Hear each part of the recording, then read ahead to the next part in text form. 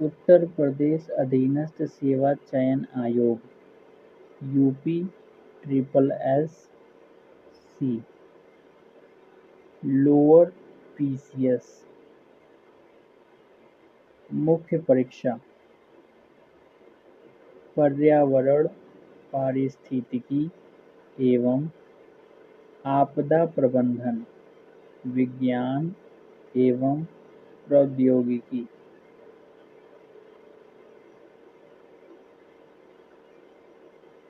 विषय सूची पर्यावरण पारिस्थितिकी आपदा प्रबंधन विज्ञान एवं प्रौद्योगिकी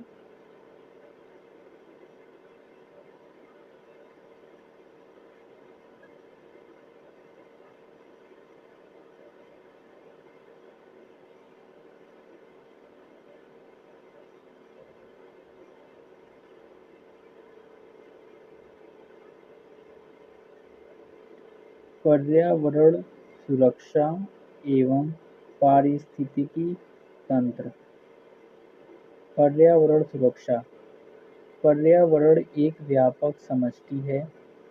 इसमें जैव विविधता, जलवायु परिवर्तन, जीव जंतुओं का संरक्षण आदि का अध्ययन किया जाता है। वर्तमान तकनीकी मानव अपनी उपभोगवादी संस्कृति के कारण पर्यावरण को नुकसान पहुंचा रहा है। अतः पर्यावरण को सुरक्षित रखने हेतु वैश्विक स्तर पर राष्ट्रीय स्तर पर प्रयास किए जा रहे हैं। अंतर्राष्ट्रीय प्रयास international union for conservation of nature मुख्यालय ग्लैंड स्विट्जरलैंड में 1984 में स्थापित IUCN अब विश्व का सबसे बड़ा और सबसे विविध पर्यावरण नेटवर्क है, जो अपने 1400 से अधिक सदस्य संगठनों और 17,000 विशेषज्ञों के ज्ञान, संसाधनों और पहुंच का उपयोग करता है। यह IUCN विविधता और विशेषज्ञता द्वारा प्राकृतिक जगत की ओर इसकी सुरक्षा के लिए आवश्यक उपायों पर वैश्विक प्राधिकरण बनाती है। संयुक्त राष्ट्र पर्यावरण कार्यक्रम UNEP मुख्यालय है नैरोबी, केन्या में। यह पर्यावरण पर संयुक्त राष्ट्र की अग्रणी वैश्विक प्राधिकरण है, जो 3 वैश्विक संकटों पर परिवर्तनकारी बदलाव ला रहा है। पहला, जलवायु परिवर्तन का संकट। दूसरा, प्रकृति, भूमि और जैविक विविधता के नुकसान का संकट एवं तीसरा, प्रदूषण और कचरे का संकट। सन 1972 में अपनी स्थापना के बाद UNEP सदस्य देशों,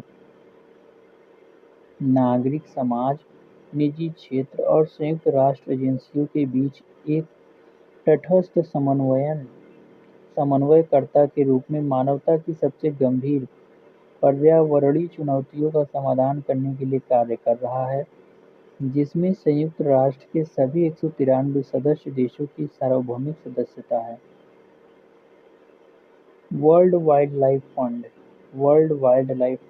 WWF सन 1961 में अपनी स्थापना के बाद WWF प्रकृति और उसके संसाधनों की रक्षा के लिए प्रतिबद्ध है। यह विश्व का सबसे बड़ा स्वतंत्र संरक्षण संगठन है। यह एक गैर सरकारी संगठन है। पृथ्वी सम्मेलन या फिर रियो शिखर सम्मेलन, अर्थ समिट या फिर रियो समिट हस्ताक्षर हुआ था 1992 में। इसका विषय था पृथ्वी शिखर सम्मेलन के रूप में भी जाना जाता है, पर्यावरण पर मानव सामाजिक आर्थिक गतिविधियों के प्रभावों को न्यून करना। संयुक्त राष्ट्र के समर्थन से 1992 में रियो डी जनेरियो, ब्राजील में पृथ्वी शिखर सम्मेलन आयोजित किया गया। इस शिखर सम्मेलन में 100 देशों के प्रतिनिधियों ने भाग लिया था। इस कॉन्फ्रेंस का मुख्य मुद्दा एजेंडा 21 था। एजेंडा 21 के अंतर्गत पारिस्थितिकी एवं पर्यावरण की उत्पादकता तथा टिकाऊ बनाने के लिए गंभीरता से विचार किया गया था।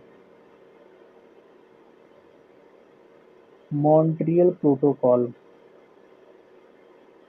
परिचय 1987 में सहमति और 1 जनवरी 1989 से लागू यह ओजोन परत की सुरक्षा के लिए एक वैश्विक समझौता है।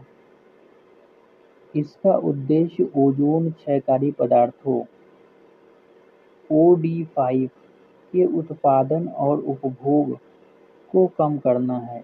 इसे सबसे सफल अंतर्राष्ट्रीय पर्यावरणीय संधि के रूप में मान्यता प्राप्त है, जिसे 197 देशों द्वारा सार्वभौमिक रूप से अनुमोदित किया गया है। मॉन्ट्रियल प्रोटोकॉल के उद्देश्य OD5 को कम करना और समाप्त करना, वैश्विक प्रतिबद्धता सुनिश्चित करना, वैज्ञानिक अनुसंधान को बढ़ावा देना, विकासशील देशों की सहायता करना। भारत और मॉन्ट्रियल प्रोटोकॉल भारत ने 1992 में एक अनुच्छेद 5 के देश के रूप में मॉन्ट्रियल प्रोटोकॉल पर हस्ताक्षर किए और OD5 को चरणबद्ध रूप से समाप्त करने के लिए बहुपक्षीय कोष में सहायता प्राप्त की। भारत ने मुख्य रूप से 7 नियंत्रित पदार्थों का उत्पादन और उपयोग किया, जिसमें CFCs और हैलोन शामिल थे। इसका आयोजन ओजोन परत का ह्रास करने वाले तत्वों एवं पदार्थों के संबंध में किया गया था। यह एक अंतर्राष्ट्रीय संधि है, जिसका उद्देश्य उन तत्वों एवं गैसों के उत्सर्जन के उत्पादन पर क्रमबद्ध ढंग से रोक लगाना है, जिनसे वायुमंडल की ओजोन परत का ह्रास होता है। इस संधि पर 16 सितंबर 1987 को हस्ताक्षर किया गया और यह संधि 1 जनवरी 1989 को लागू की गई। इस प्रोटोकॉल में 2016 में किगाली संशोधन द्वारा हाइड्रोफ्लोरोकार्बन के चरणबद्ध तरीके से उपयोग को कम करने का आह्वान किया गया। क्योटो प्रोटोकॉल क्योटो प्रोटोकॉल इससे संबंधित शब्द हैं ecology, emission, carbon dioxide, atmosphere gas, nitrous oxide, treaty, global warming, green house gas, climate change agreement, industry.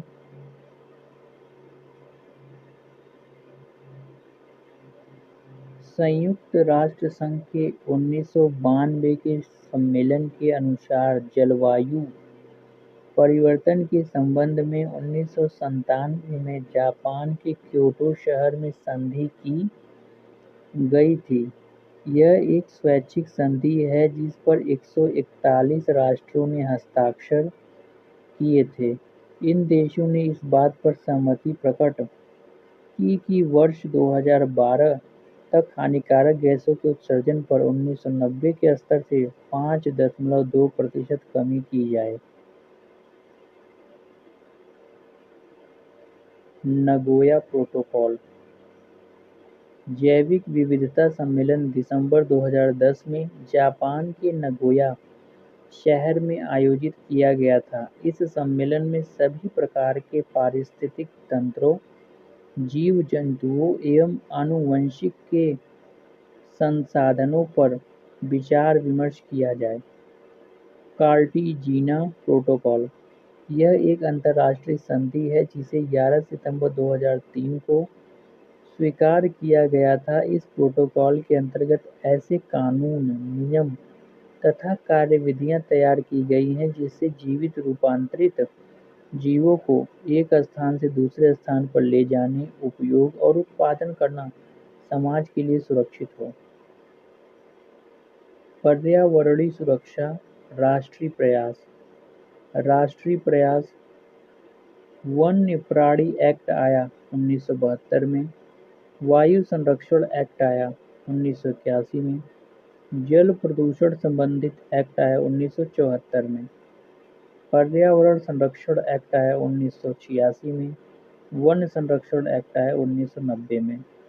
पर्यावरण की सुरक्षा के लिए ये किए गए हैं राष्ट्रीय प्रयास। वन्य प्राणी अधिनियम 1972।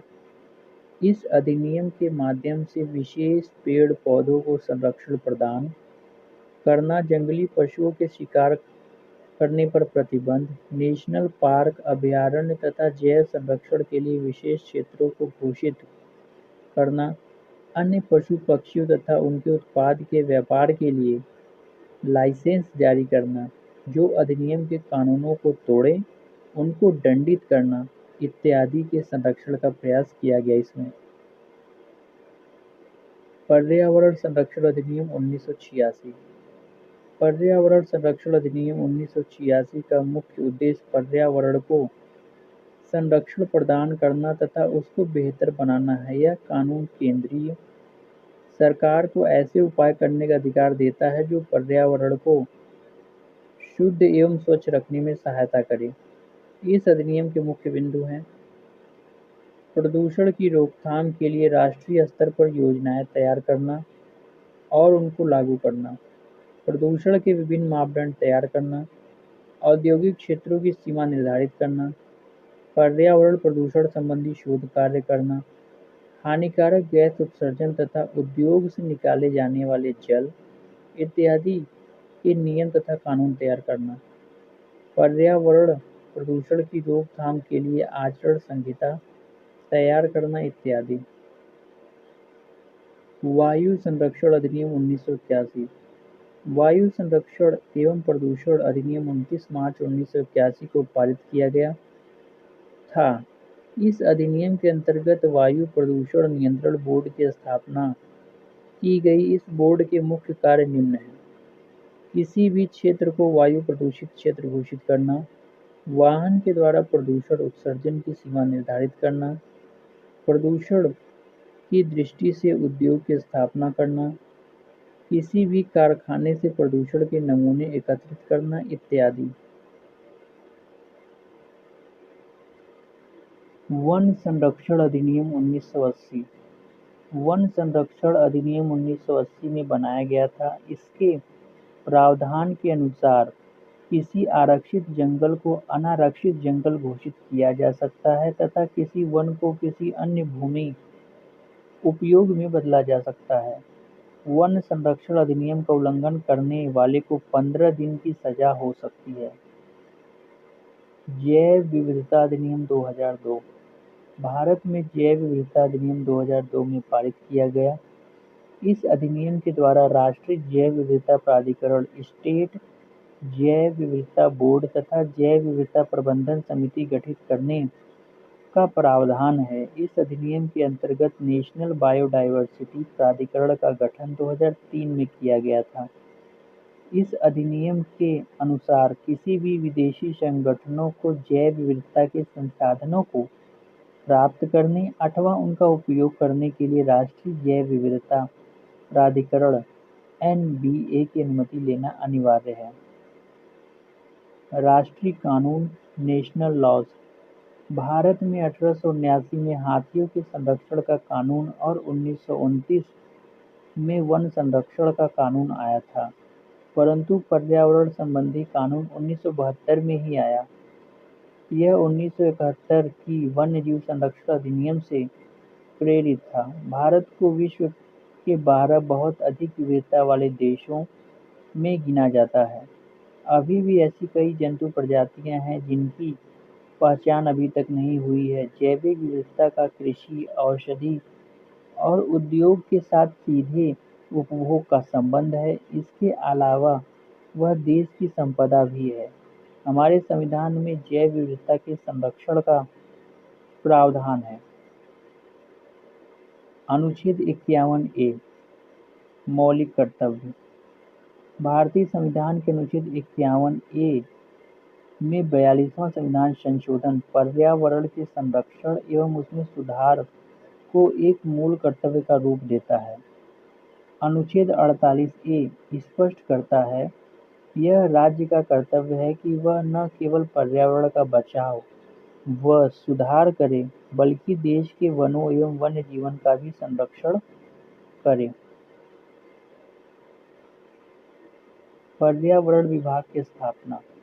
भारत में सन 1980 में देश में स्वस्थ पर्यावरण विकास के लिए पर्यावरण विभाग की स्थापना हुई थी। यह विभाग आगे चलकर सन 1985 में पर्यावरण और वन मंत्रालय कहलाया। इस मंत्रालय की मुख्य जिम्मेदारी पर्यावरण संबंधी कानूनों और नीतियों का संचालन व लागू करना है।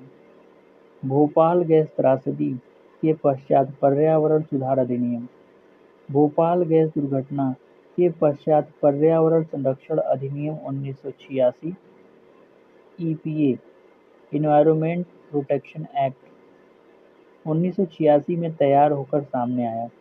इसे एक मुख्य कानून माना जा सकता है क्योंकि ये वर्तमान कानूनों की कई कमियों को पूरा करता है। इसके पश्चात तो विशिष्ट पर्यावरणीय समस्याओं को संबोधित करने के लिए कई सारी पर्यावरणीय कानूनों का विकास हुआ।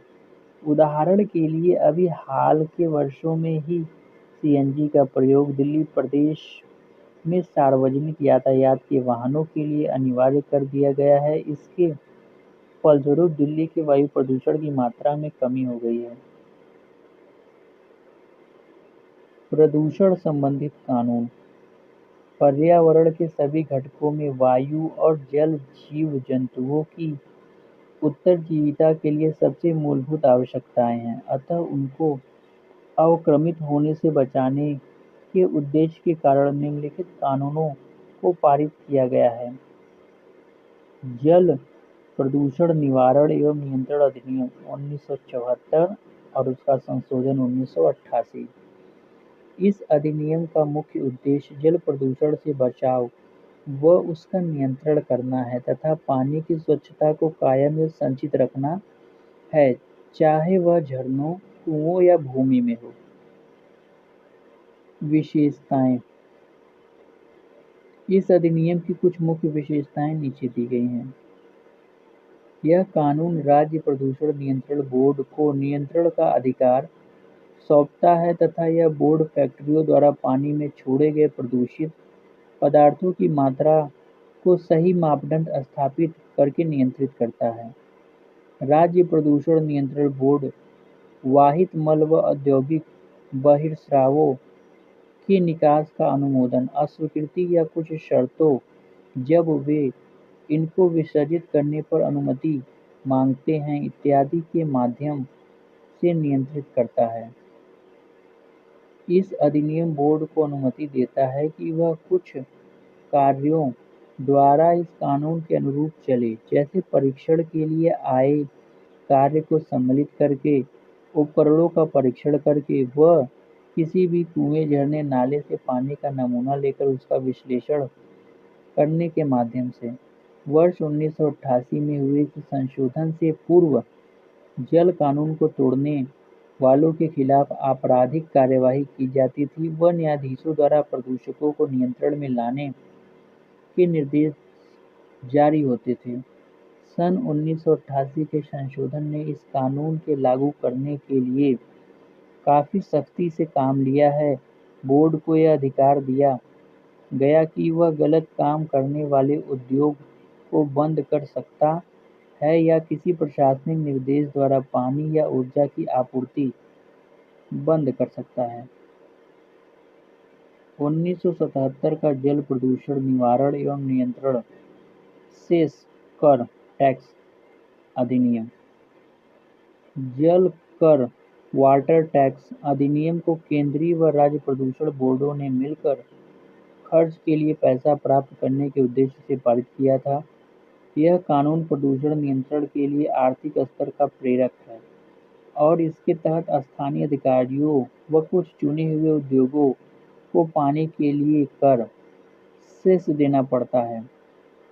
इस कर से प्राप्त आय को जल कानून के क्रियान्वयन के लिए प्रयोग किया जाता है। एकत्रीकरण के व्यय को काटने के पश्चात केंद्र सरकार केंद्रीय बोर्ड व राज्य को जितना जरूरी हो उतना पैसा देती है। प्रदूषण के नियंत्रण में पूंजी निवेश को प्रोत्साहित करने के लिए यह कानून प्रदूषण फैलाने वाले को कर की मात्रा पर 70% की छूट देती है। वह ऐसा तब करती है जब प्रदूषण करने वाला प्रदूषकों के निकास के यंत्र उद्र स्थान पर स्थापित कर लेता है।